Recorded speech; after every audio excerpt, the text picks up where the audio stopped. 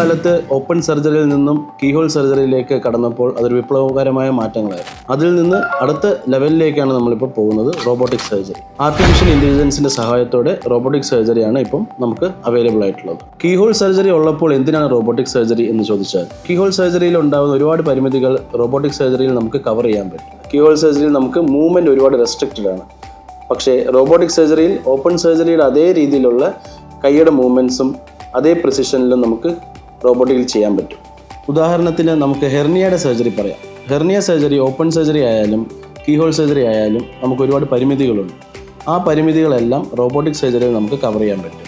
Complicated hernia, വലിപ്പം കൂടിയ hernia, rare hernia എല്ലാം ഓപ്പൺ സർജറിയുടെ അതേ ഹാൻഡ് മൂവ്മെൻറ്റ്സിൽ നമുക്ക് റോബോട്ടിക് സർജറിയിൽ ചെയ്യാൻ പറ്റും. ഇത് ചെയ്താലും കീഹോളിലും ഓപ്പൺ സർജറിയും വെച്ച് നോക്കുമ്പോൾ പേഷ്യൻറ്റിന് വരുന്ന പെയിൻ, വേദനയുടെ ലെവൽ, പേഷ്യൻറ്റിന് ഉണ്ടാകാവുന്ന ഇൻഫെക്ഷൻ്റെ ലെവൽ എല്ലാം റോബോട്ടിക് സർജറിയിൽ താരതമ്യേന കുറവാണ്.